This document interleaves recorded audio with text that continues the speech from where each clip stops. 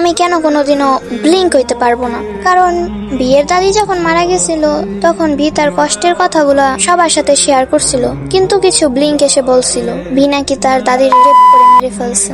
ইয়ংতান যখন মারা গেছিল তখন অনেক ব্লিঙ্ক বলছে বিয়ের অবহেলায় নাকি ইয়ংতান মারা গেছে। জাংকুক যখন তাদের আইডলকে টিকটকে ফলো দিছিল তখন অনেক ব্লিঙ্ক বলছে যে জাংকুকের নাকি কোনো যোগ্যতাই নেই তাদের আইডলরে ফলো দেওয়ার মতো। ভি বাচ্চাদের ভালোবাসে দেখে তখনও সেম কথাটাই বলছে, অনেক ব্লিঙ্ক। ভি নাকি বাচ্চাদের রেপ করে। ভি আর জেনি ডেট করছে এই গুজব ছড়ানোর পরে অনেক ব্লিঙ্ক তেয়ংরে বাজে মন্তব্য করছিল। ভি প্রায় 2 বছরের মতো ডিপ্রেশনে ভুগছিল ওই বিষয়টা নিয়ে। আমাদের আইডলদের কুকুর বলে সম্বোধন করে নানাভাবে নানা বাজে কথা ও কটু কথা শোনাইছিল অনেক ব্লিঙ্ক। কথায় কথায় নিজেদের আইডলদের সাথে আমাদের আইডলদের কম্পেয়ার করে আমাদের আইডলদের ছোট করতে চায় ব্লিঙ্ক। আমি জানি সব ব্লিঙ্ক সমান না, কিন্তু আমি কেমনে বলবো এইসব কথা? এসব পুরনো কথা কেমনে বলবো আমি? এসব ভুললেও আমি একজন আর্মি ব্লিঙ্ক হইতে পারবো জীবনে কোনোদিন?